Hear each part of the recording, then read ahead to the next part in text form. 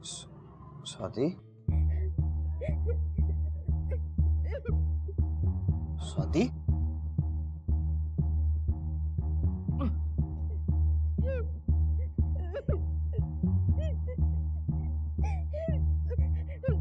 स्वाति,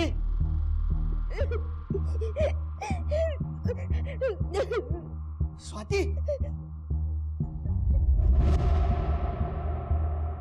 तुम रो क्यों रही? काय झालंय? दादा, दादा,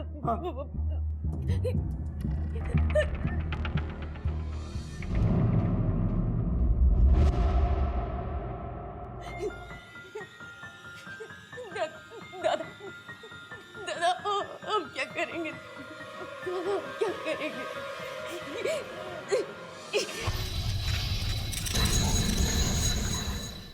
नमस्कार, आदाब। क्राइम पेट्रोल डायल 100 में आप सबका स्वागत है। आजादी और बंधन के बीच की जंग सदियों पुरानी है। क्या होता है जब एक व्यक्ति की आजादी दूसरे को खलने लगती है, और इसी आजादी को मिटाने की कोशिश में लोग अक्सर हिंसा और जुर्म का रास्ता अपना लेते हैं।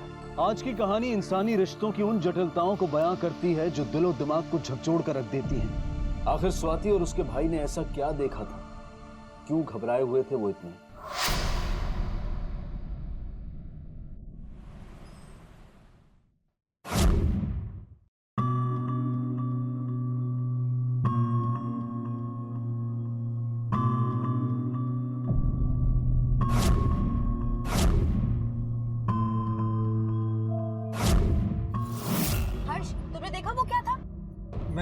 मैं देखता हूँ। ऐसे ऐसे कुछ प्रॉब्लम हो जाएगी ना? नहीं, मैं देखता हूँ, रुको। अरे अक्षिता, जरा देखो उसको।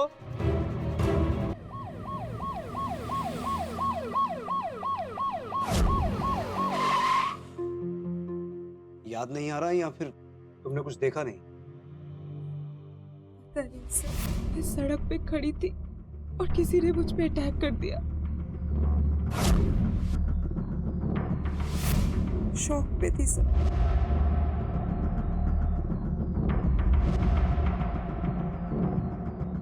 और तुम्हारे कपड़े? I mean, किसी ने तुम्हारे साथ जबरदस्ती करने की कोशिश की? बोलो कविता, कहीं किसी ने तुम्हारे साथ कुछ? नहीं सर, जब तक होश था तब तक कुछ भी नहीं हुआ था। जब मैं बेहोश हो गई तो पता नहीं। रिलैक्स कविता, हमने तुम्हारे कुछ टेस्ट किए हैं जिसकी रिपोर्ट आने के बाद ही कंफर्म हो पाएगा कि तुम्हारे साथ रेप हुआ है या नहीं। वैसे कविता, इतनी रात को तुम वहां क्या कर रही थी? सर मैं ऑफिस से आ रही थी। कॉल सेंटर में काम करती हूँ, नाइट शिफ्ट थी मेरी। किसी पर शक है तुम्हें? कविता, किसी पर शक है तो बताओ हमें। पापा। क्या पागल हो गई है क्या तुम? एक मिनट मैडम, बोलने दीजिए उसे। हाँ ऑफिसर, मुझे पापा पे शक है। He hates me। नफरत करते वो मुझसे। और उस दिन रात को जब मैंने फोन किया। कौन? वो मैं कविता। पापा वो ना, एक्चुअली मेरी स्कूटी खराब हो गई थी रास्ते में। मुझे ना बहुत डर लग रहा है। क्या आप आ सकते हैं? वो मैं ना मिल्क फैक्ट्री से बस थोड़ी सी आगे हूँ। डर लग रहा है अभी? की बार अगर दोबारा फोन किया ना, उधर ही आके गला घोट दूंगा तेरा। वैसे भी पने तो कहा ही था ना कि वो मुझे मार देंगे, है ना? सिर्फ पापा जानते थे कि मैं उस वक्त कहाँ पे थी। कविता पर हुए हमले का ना तो कोई गवाह था और ना ही मौका वारदात पर हमलावर द्वारा छोड़ा गया कोई सुराग। कविता ने संदेह भी जताया तो अपने ही पिता पर। किसी पर शक है तुम्हें? मुझे पापा पे शक है। यह तो जाहिर था कि कविता और उसके पिता के बीच में अनबन थी, लेकिन क्या वाकई में कोई पिता इस हद तक गिर सकता है, या फिर असल में कविता की एक चाल थी अपने पिता को झूठे इल्जाम में फंसाने की? कविता की मेडिकल जांच से ये बात भी सामने आई कि उसे बुरी तरह से पीटा तो गया था, लेकिन उसके साथ किसी भी प्रकार की कोई जोर जबरदस्ती नहीं की गई थी। सर मैं क्यों हमला करूंगा और उसे मारकर खुद अपनी इज्जत क्यों उछालूंगा? सर उसका दिमाग खराब हो गया है, जो मन में आता है बोलती जाती। अच्छा, अपनी इज्जत की बड़ी परवाह है तुम्हें? तुम्हारी बेटी के साथ इतना सब हो गया, उसके बारे में कुछ नहीं? और तुम उसे हॉस्पिटल में मिलने तक नहीं आए? मैं क्यों जाऊं सर उसे देखने, जिसे अपनी ही पड़ी हो। सर मैं तो जानता था कि उसके साथ एक दिन ऐसा ही होना है। हुआ ना? होना ही था मतलब? छोटे छोटे कपड़े पहन के रोज रात को बाहर घूमना, लड़कों के साथ घूमती थी सर, और वो पता नहीं कहाँ कॉल सेंटर में काम करने जाती थी। और मुझे तो भरोसा ही नहीं है कि वो कॉल सेंटर जाती है कि नहीं। जो कुछ हुआ ना, अच्छा ही हुआ उसके साथ। कहीं ऐसा तो नहीं कि अपनी बेटी को सबक सिखाने के चक्कर में तुमने उस पर हमला किया, क्योंकि सिर्फ तुम्हें पता था कि वो कहाँ है? सर अपना सब काम छोड़ के उसके पीछे क्यों जाऊंगा मैं? तुम कल रात कहाँ थे? घर पे ही था सर। ठीक है, जा सकते हो। इसके फोन रिकॉर्ड्स निकलवाओ और इसके फोन की लोकेशन ट्रेस करके ये देखो कि जिस वक्त कविता पे हमला हुआ ये कहाँ था। Okay sir.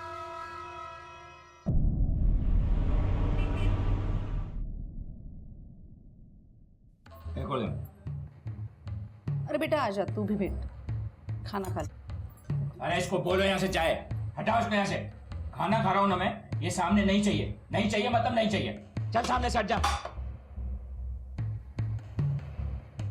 बाहर में जाओ तुम सब, नहीं खाना खाना है मुझे, मरो सब।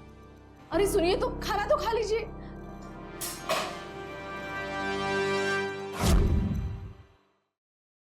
सर, कविता के बाप राजीव जोशी के फोन रिकॉर्ड। सर रिकॉर्ड के हिसाब से जिस वक्त कविता पर हमला हुआ, राजीव का फोन घर पर ही था। हो सकता है अपना फोन जानबूझकर घर पे छोड़ के गया हो। लेकिन सर बीबी और बेटे के हिसाब से उस दिन राजीव घर पर ही था। ये भी तो हो सकता है राणे कि उन दोनों के सोने के बाद गया हो सकता है सर। सर मुझे लगता है कि कविता नफरत के चलते अपने बाप को फंसाने की कोशिश कर रही है, क्योंकि सर ऐसे कितने ही केसेस होते हैं जिसमें विक्टिम खुद अपने आप को चोट पहुंचाता। हो सकता है। फिलहाल तुम बाप पे नजर रखो और कविता जिन जिन लोगों के टच में थी उनके बारे में इंफॉर्मेशन निकालो। Okay sir. Good morning sir, क्या हुआ? हाँ गुड मॉर्निंग। सुनो, सर्विसिंग कराओ गाड़ी का। हर रोज प्रॉब्लम नहीं रही यार, लास्ट वीक ही तो लाया था। सर मैं फोन करती आपको देखने के बाद क्या प्रॉब्लम है। हाँ सर जाइए ना, फोन करेगी ये। होटल में मिलेगी या गैराज में ही? अरे क्या तमाशा लगा रखा है? हाँ? चाबी दो। हर रोज का नाटक रहता है तुम लोगों का, नहीं कराना है तुमके साथ काम। अरे सर मैं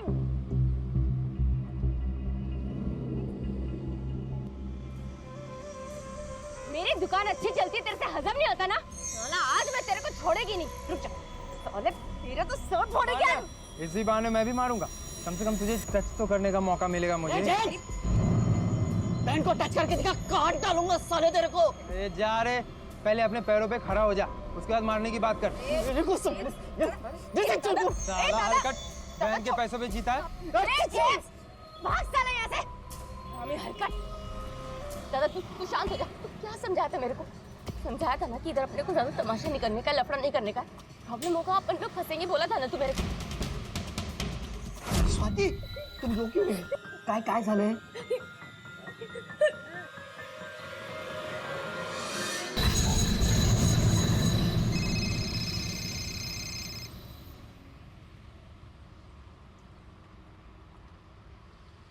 हेलो, ए देख सुन मेरी बात। तेरी वजह से ना पहले बहुत प्रॉब्लम हो चुका है, समझा क्या? अभी तू दोबारा मेरे को फोन नहीं करेगा। चल रख फोन। अरे लेकिन स्वाति मेरी बात तो सुन।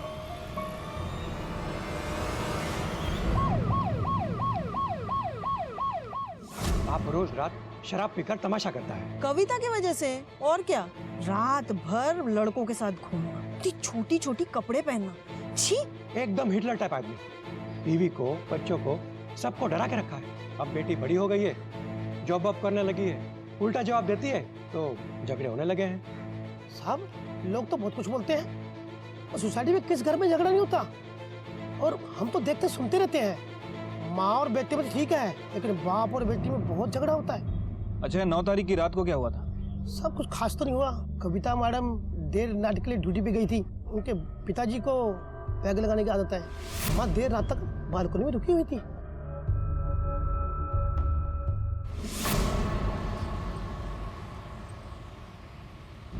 कविता, उस रात जो भी हुआ था, हमारे लिए हर एक बात जानना जरूरी है, बिकॉज यू नेवर नो कि कहां से कौन सी लीड मिल जाए। इसलिए आराम से फोकस करके बता, उस रात क्या क्या हुआ था? तुमने कहा तुम्हारी स्कूटी खराब हो गई थी, राइट?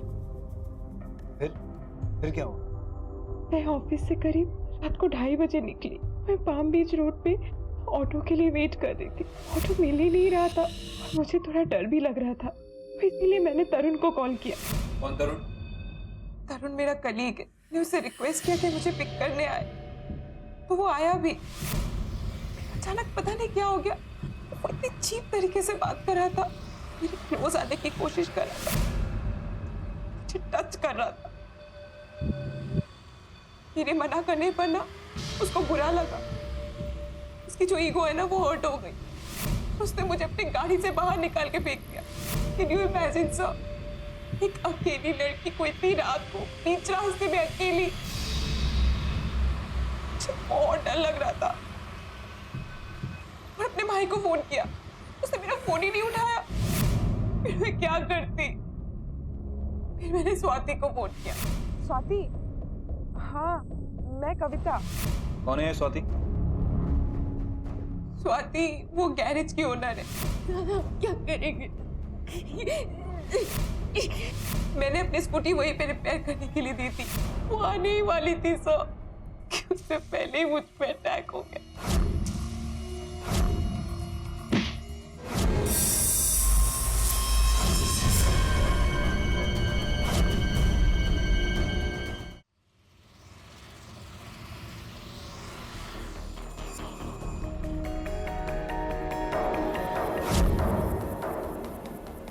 सरासर झूठ बोल रही है सर वो, और ये करती है ऑफिस में भी। All this dirty games. लेकिन कविता झूठ क्यों बोली? क्या फायदा उसका इसमें? दरअसल सर, क्योंकि मैं उसको भाव नहीं देता हूँ, और ऑफिस में सभी लड़के इस बात को जानते हैं, इसलिए जानबूझकर फंसाने की कोशिश कर रही है सर मुझे। और गाड़ी तो मेरे पास है ही नहीं सर। ठीक है, जा सकते हो। Thank you.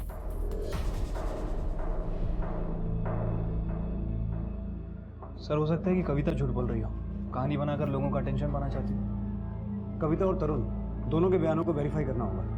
राणे, तुम उस गैराज में जाके पता करो जहां उसने अपनी स्कूटी ठीक करने के लिए दी थी।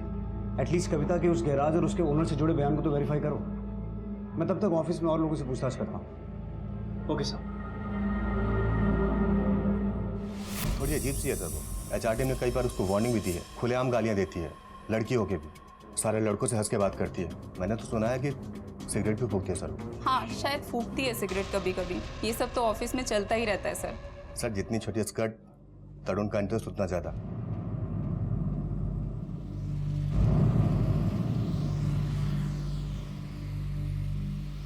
स्वाति, इधर आओ।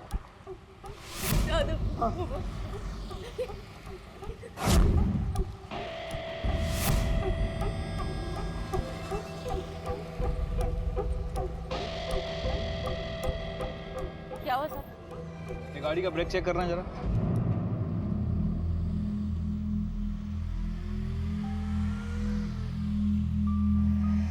अच्छा स्वाति, किसी कविता को जानती हो तुम? हाँ जानती है ना मैं उसको साहब। उसकी स्कूटी दरिज बनने आती है। अभी थोड़े दिन पहले ही चाहिए थी, बना के रखा था, फिर पता नहीं अचानक उसका फोन आया रात को कि वो किधर अटक गई है। तो तुम स्कूटी डिलीवरी करने गई थी ना साहब। उसके बाद क्या हुआ? कुछ नहीं साहब, मैं उधर गई पर वो किधर मेरे को दिखी नहीं। फिर मैं थोड़ी देर उधर रुकी, उसको बहुत फोन लगाया, वो फोन नहीं उठाई, तो अभी कितनी देर में रुकती उधर, फिर मैं आ गई। और तरुण?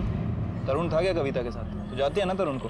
हाँ जानती ना साहब, ये भी इधर ही चाहता है अपनी बाइक लेके सर्विस के लिए। बाइक या कार? नहीं कार तो नहीं साहब, बाइक इसलिए बस उसके पास।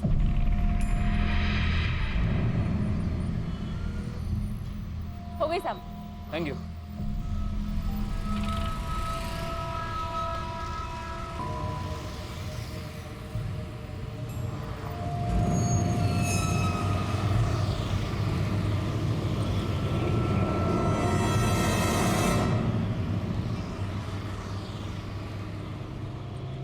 सर, कोई कंक्रीट इन्फॉर्मेशन नहीं है, लेकिन एक बात तो है राणे, कविता और तरुण इन दोनों में से कोई एक तो झूठ बोल रहा है। सर गैरेज चलाने वाली लड़की स्वाति के हिसाब से उस रात उसने तरुण और कविता को एक साथ नहीं देखा था। सर स्वाति से बात करके ऐसा लग रहा है कि हमसे जरूर कुछ ना कुछ छुपा रही है। कविता उसकी रेगुलर क्लाइंट हो सकता है कि कविता के बारे में ऐसा कुछ जानती हो जो हमसे नहीं बता रही हो।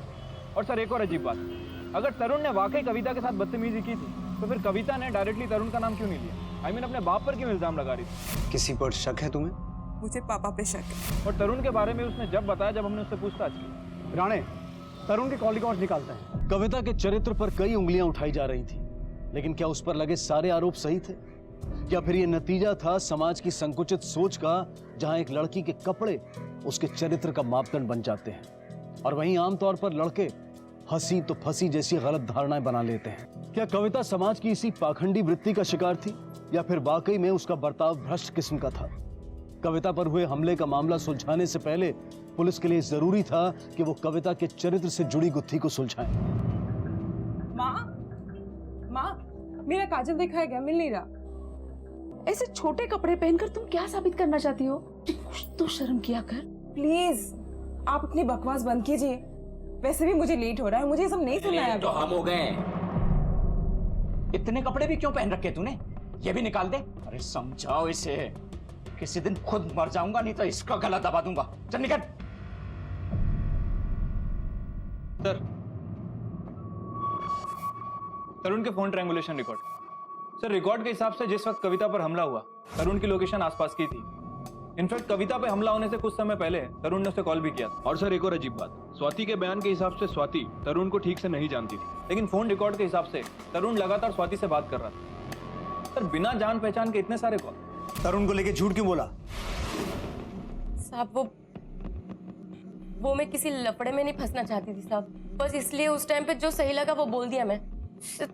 तरुण और मेरे बीच में डील थी, मतलब वो बस मेरे गैराज से गाड़ियां लेके जाता था घूमने के लिए साहब, और कुछ नहीं।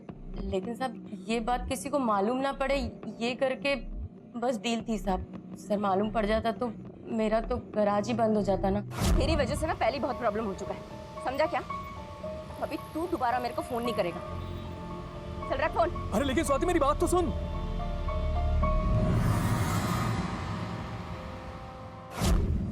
प्लीज सर, प्लीज देखिए, मारिए मत सर। मैंने कुछ नहीं किया। अगर तूने कुछ नहीं किया तो हमसे झूठ क्यों बोला?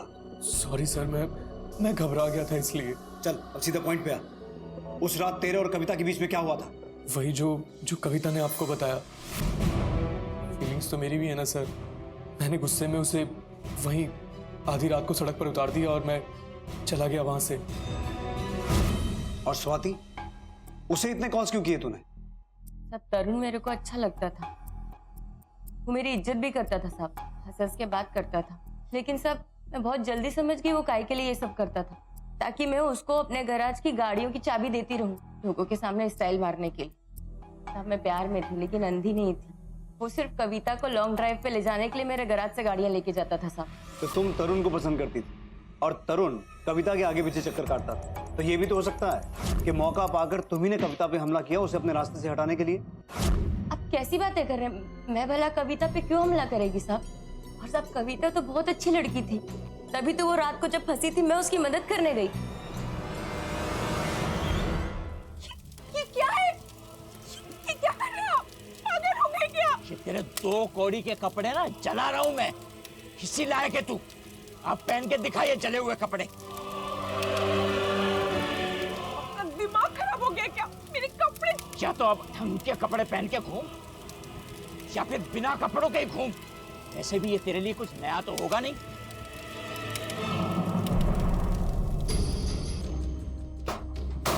ये क्या कर रही है कविता? बस इनफ मॉम, बहुत हो गया ये ड्रामा। हर रोज आप लोग का एक नया ड्रामा। मैं जा रही हूँ, मुझे नहीं रहना है। पागलपन मत करो कविता, कभी तो बात को समझा करो। और इतनी रात को तुम कहाँ जाओगी? लौटकर यही आना है ना? नहीं, कहीं भी जाऊंगी, मर जाऊंगी पर यहाँ वापस नहीं आऊंगी। दम घुटता है मेरा यहाँ, समझिए आप। रोजमर्रा की जिंदगी में चुनौतियों का सामना करती स्वाति और कविता दोनों शक के कटघरे में थी। इस केस में अब आगे बढ़ने का एक ही तरीका था, इन लोगों की सच्चाई और उनके आपसी संबंधों की तह तक पहुंचना। ये मामला करीबन 20 दिन पहले एक मध्यम वर्गीय कॉल सेंटर कर्मचारी कविता पर हुए हमले से शुरू हुआ।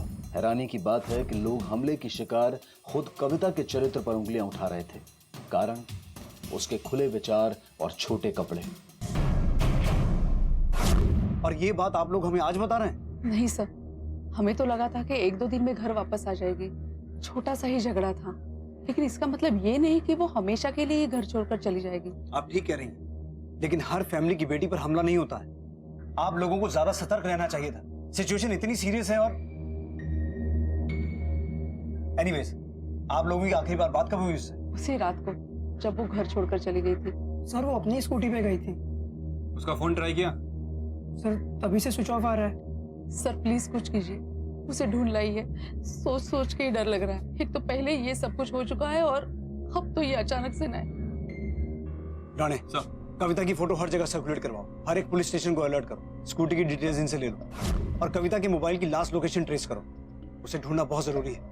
हो सकता है वो हमलावर उसे फिर से नुकसान पहुंचाने की कोशिश करे। ओके सर, आइए।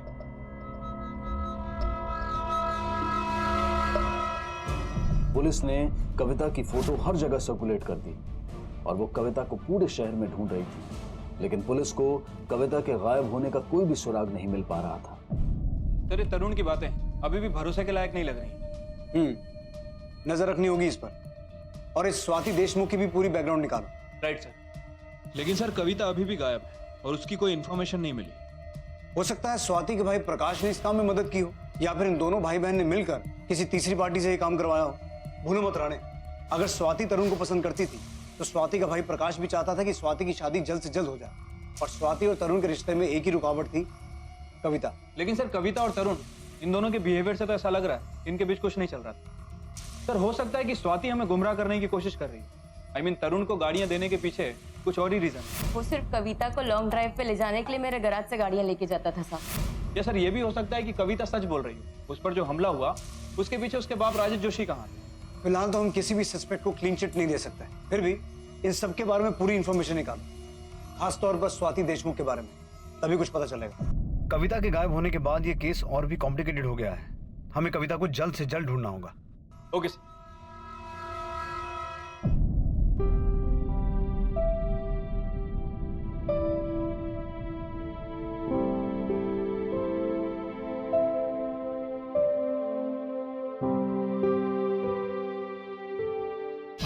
स्वाती काय काय झालंय?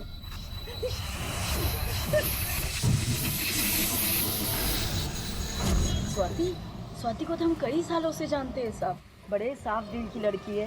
थोड़ी अजीब सी है वो, बात बात पे आदमियों से झगड़ा करती है। अरे दे चाबी नहीं मिली। चाबी चाहिए? हिम्मत है तो अब चाबी छीन के दिखा। बहुत भाग भाग के काम करते रहती है, कभी गैरेज का काम करती है तो कभी अपने भाई को संभालने जाती है। साहब आदमी देख के ही वो उस पर गिरने लगती है, तभी तो उसका काम धंधा इतना चल रहा है साहब। लेकिन तुझे इतना सब कैसे मालूम? मैंने देखा है सर, मेरे इतने सारे कस्टमर खा गई वो। सर आपने कहीं देखा है औरत को मैकेनिक गिरी करते हुए? उससे राय मांगी मैंने। एक बात बता, ये स्वाति का भाई जो प्रकाश है कुछ जानता है इसके बारे में? सर अपन तो इन दोनों से दूर ही रहता है। ये दोनों भाई बहन ना एक नंबर के पागल है, सिर्फ मेरे साथ लड़ने के बहाने ढूंढते रहते हैं। सर मेरी बहन बहुत अच्छी है, वो शादी नहीं कर रही है क्योंकि उसे मेरी बहुत फिक्र है। उसके भाई की वजह से उसकी जिंदगी बर्बाद हो रही है और कुछ नहीं समझ। लेकिन आए दिन स्वाति का लोगों से झगड़ा होता रहता है, वो सब क्या है? सर हमारा धंधा ही कुछ ऐसा है, वर्कर लोग वरना तकलीफ देंगे, कस्टमर भी तकलीफ देंगे, तो सख्त तो होना ही पड़ता है। हाँ स्वाति सख्त है पर वो किसी को चोट नहीं पहुंचाएगी और कविता को तो कभी नहीं, वो तो हमारी रेगुलर कस्टमर है। सर मुझे ऐसा लगता है कि ये सब जेम्स ने किया होगा। सर वो जेम्स था, वो कविता की और बहुत गंदी नजरों से देखता था, बहुत बार देखा था मैंने। अबे प्रकाश, क्या बकवास किए जा रहा है तू मेरे बारे में? क्या बोल रहा है तू? क्या बोल रहा हूँ? झूठ बोल रहा है सर ये। सर मैं झूठ नहीं बोल रहा हूँ, मोहल्ले को पूछ लीजिए, बहुत गंदी नजरों से देखता है। सर मैंने कुछ नहीं किया सर। मैं बोल रहा हूँ। तमाशा नहीं चाहिए तुम्हारा। बोली तलाशी लो इन दोनों के गैरेज। अरे सर ये क्या दादागिरी है? सर वारंट, सर्च वारंट कुछ तो होता है सर, रूल्स भी होते हैं कुछ। पहले सर्च वारंट लेके आइए। रूल सिखाएगा तू हमें? हाँ? सर्च वारंट चाहिए ना तुझे? जरूर दूंगा, लेकिन तेरे खिलाफ अगर एक भी सबूत मिल गया ना, बच नहीं पाएगा तू। आखिर क्या कारण था जिसकी वजह से जेम्स ने पुलिस को अपने गैराज की तलाशी लेने से रोका था? क्या छिपा रहा था? ये पेचीदा गुत्थी अब और उलझती जा रही थी। कविता के जरिए पुलिस स्वाति और तरुण तक जा पहुंची थी और अब स्वाति के जरिए जेम्स तक। ये सभी आरोपी किसी न किसी तरह कविता से जुड़े थे।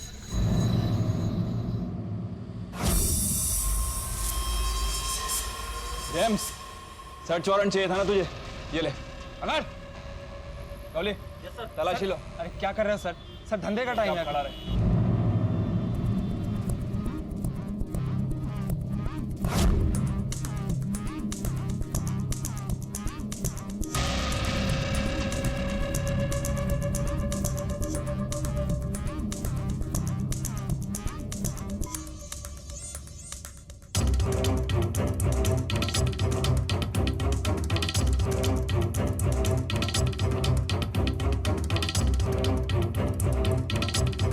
सर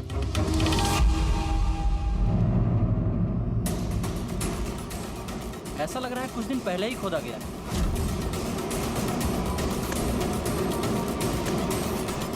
एक मिनट।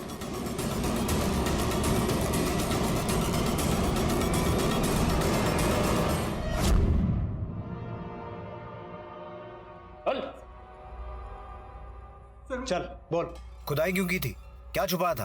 सर मेरे को कुछ मालूम होगा तो बताएगा ना सर। ए नौटंकी, झूठ बोलना बंद कर, समझा? शक तो तुझ पे जब से है जब से हमें पता चला तूने कविता को छेड़ा है। अब सच बोल। सर छेड़ा किधर है सर?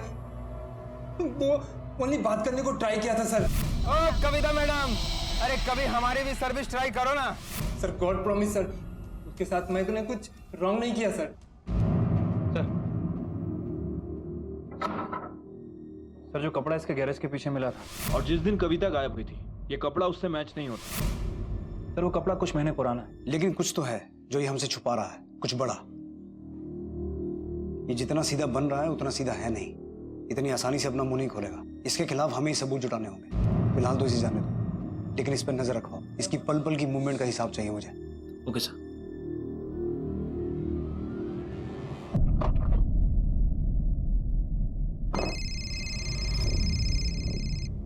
हेलो, क्या? लवली, गाड़ी में जो फाइल है लेकर आओ। Okay sir.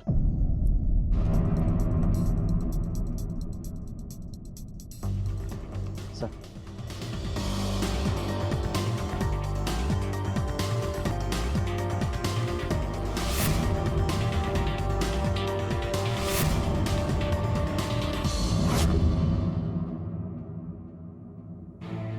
Sir postmortem report के हिसाब से बॉडी किसी फीमेल की है।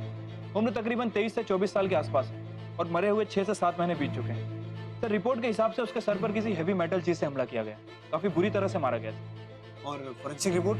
सर आपका अंदाजा सही था। जो कपड़ा हमें गैरेज में मिला जिसके ऊपर खून के धब्बे थे, वो धब्बे इस डेड बॉडी से मैच करते हैं। इसका मतलब ये डेड बॉडी कविता की नहीं है, बल्कि किसी और लड़की की है।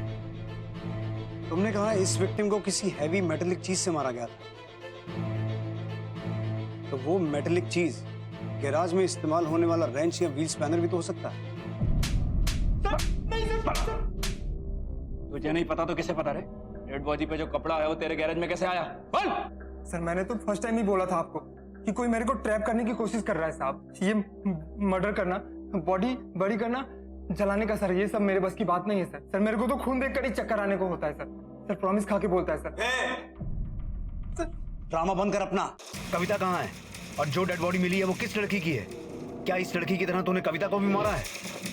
23 साल की लड़की है, 6 महीने पहले मरी है वो। बोल, किसे मारा तूने? सर मैंने किसी को नहीं मारा सर, लेकिन हाँ सर, ये 23 साल वगैरह सुन के मुझे ऐसा लगता है कि मैं जानता है सर कि वो कौन है। कौन है? सर मेरी कजन थी सर, एक कैरल डिकोस्टा।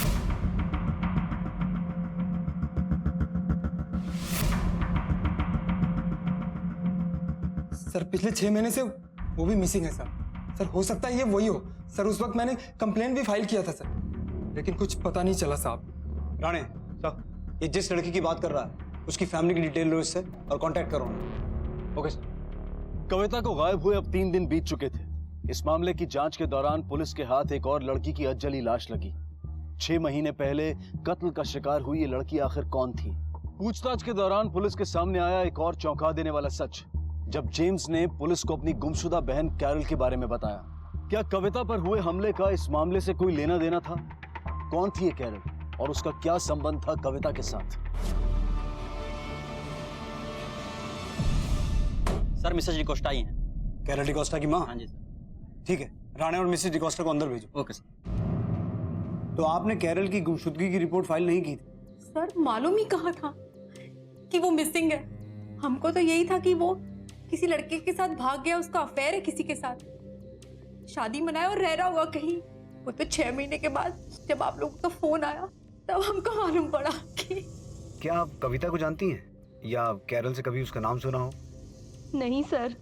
ये कह रहे हैं कि इन्होंने कोई मिसिंग कंप्लेंट दर्ज नहीं कराई और हमारे पास भी ऐसी कोई कंप्लेंट फाइल नहीं है। तो फिर जेम्स ने ऐसा क्यों कहा कि कैरल की मिसिंग कंप्लेंट फाइल हुई थी? कैरल डिकोस्टा पिछले 6 महीने से वो भी मिसिंग है साहब। कंप्लेन भी फाइल किया था सर। जेम्स को मालूम था, लेकिन वही तो हमको बताया कि कैरल का किसी के साथ अफेयर है और वो भाग गया। तो फिर जेम्स ने हमसे झूठ क्यों कहा? जेम्स भाई तो सुबह से दिखे नहीं सर। सर उसको अंदर भी नहीं है। ठीक है, तुम जाओ।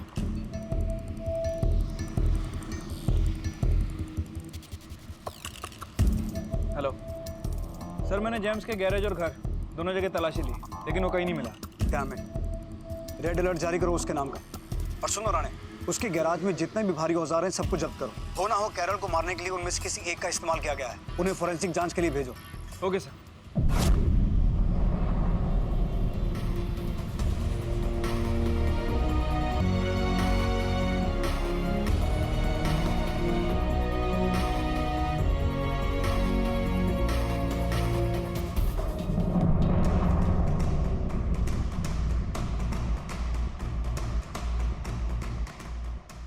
हेलो, क्या?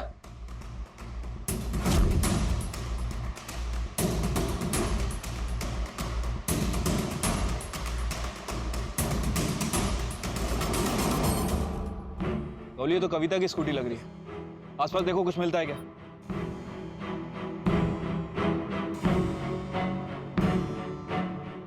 सर, ये बैग और मोबाइल।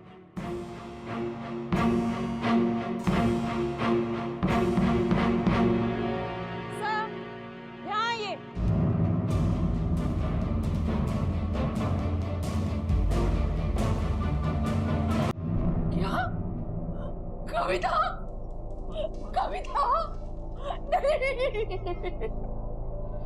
मेरी कविता मुझे छोड़ के नहीं जा सकती। मिस्टर जोशी, कविता के साथ जो भी हुआ बहुत बुरा हुआ। बुरा हुआ?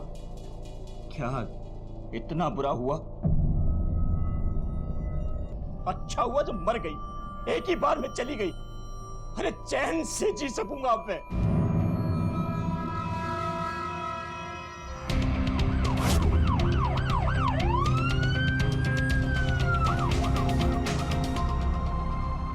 अरे गाड़ी काय को स्टॉप कर दिया यार, चल ना। आगे नाका बंदी है साहब। तो पीछे लेना। पीछे भी गाड़ी है ना। ए, पकड़ो इसको।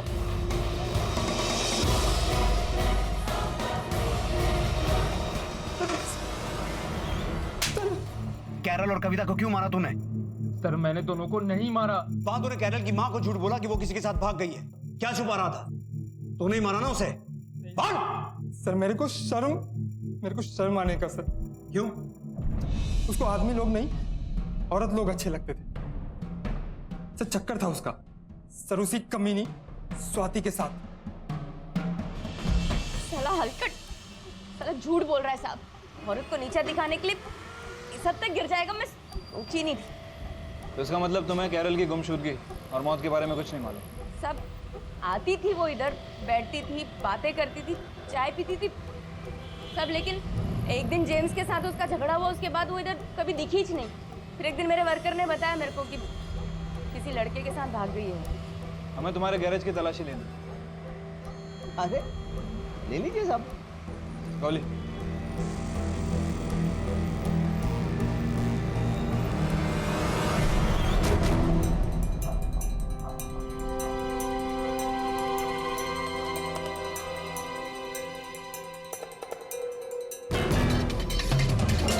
सर,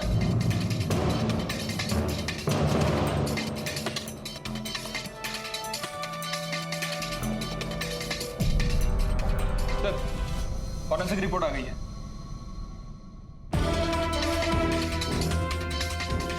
लेके आओ उन्हें। Okay sir. सर, दादा, तुम अभी तक यहीं बैठी हो? तुम घर जाओ, तुम्हारे भाई ने अपना गुनाह कबूल कर लिया। उसी ने कैरल डिकोस्टा का मर्डर किया। जाओ तुम घर। पटेल, घर छोड़ गया इनको, ठीक है? सर, क्या हुआ?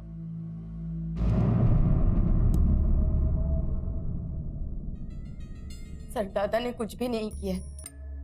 उन्होंने तो बस कैरल की बॉडी दफनाने में मेरी मदद की थी सर। काय झालंय? कैरल को तुमने मारा?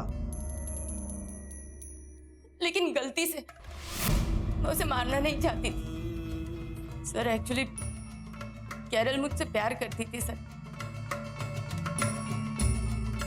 मेरे साथ रहने के लिए वो जेम्स से लड़ रही थी और बात हाथ से निकल जाती। इससे पहले मैंने उसको समझाने की बहुत कोशिश की, लेकिन वो, मैं जानती है कि तू मेरे से प्यार करती थी, लेकिन मेरे मन में तेरे लिए कोई फीलिंग नहीं थी। सच्ची बोल रही हूँ। You bloody liar!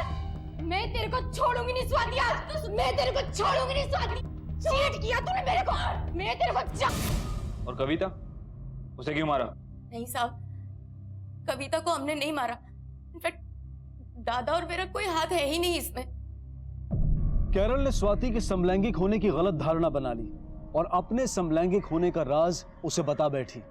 और अपने इसी राज के दुनिया के सामने आने के डर की वजह से कैरल ने स्वाति पर हमला कर दिया। कैरल को डर था समाज के विरोध का। बहरहाल कविता पर हुआ हमला और उसकी हत्या अब भी पुलिस के लिए एक पहेली बनी हुई थी। और अचानक पुलिस के हाथ इस तहकीकात में एक लीड लगी।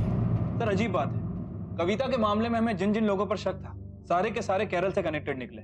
और सर तरुण, वो अभी भी इस बात पर अड़ा हुआ है कि कविता से झगड़ा होने के बाद उसने उससे कांटेक्ट तोड़ दिया और उसका बयान वेरीफाई भी किया है। क्या हुआ सर?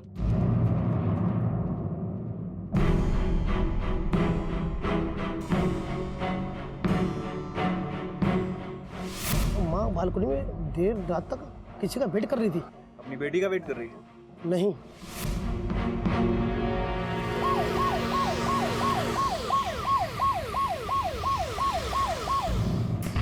सर क्या है ये सब?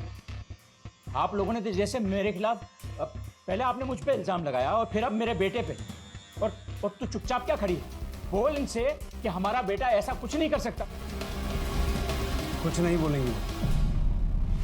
कुणाल जोशी, मुझे कुछ स्टूडेंट्स ने बताया था कि उसका किसी के साथ बहुत बड़ा झगड़ा हुआ था, राइट? मेरी गलती थी सर, मैं चिढ़ा रहा था उसे, वो उसकी बहन को लेकर।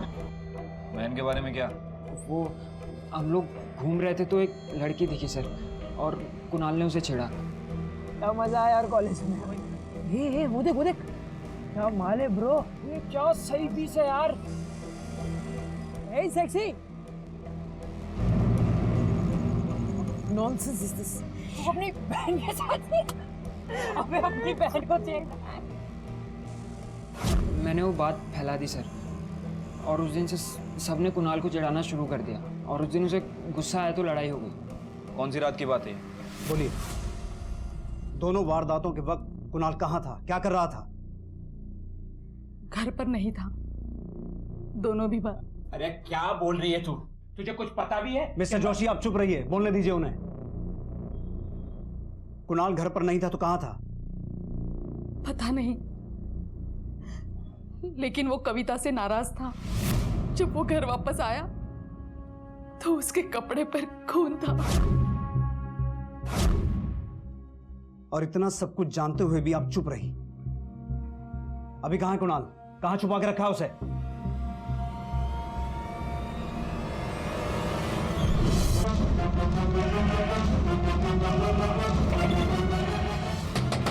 कुणाल, दरवाजा खोलो। राणे, दरवाजा लॉक है, तोड़ो।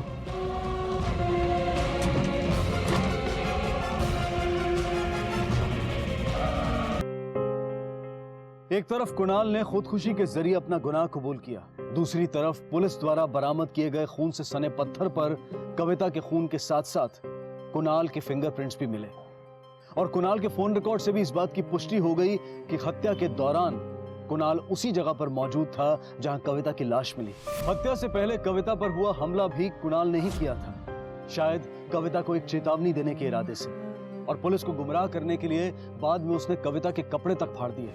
कविता एक मेहनती और होनहार लड़की थी जिसे समाज ने, यहां तक कि उसके अपने परिवार ने गलत समझा, और बदकिस्मती से इसी गलतफहमी का और उससे जुड़ी शर्मिंदगी का शिकार बन कुणाल ने अपने ही हाथों अपनी बहन की बेरहमी से हत्या कर दी।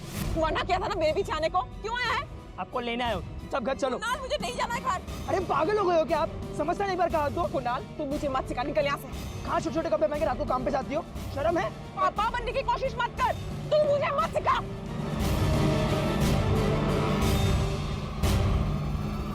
था समाज के दबाव का। दूसरी तरफ समाज की इसी संकुचित विचारधारा से बौखलाई कैरल ने स्वाति की जान लेने की कोशिश की और बदकिस्मती से स्वाति के हाथों अपनी ही जान खो बैठी।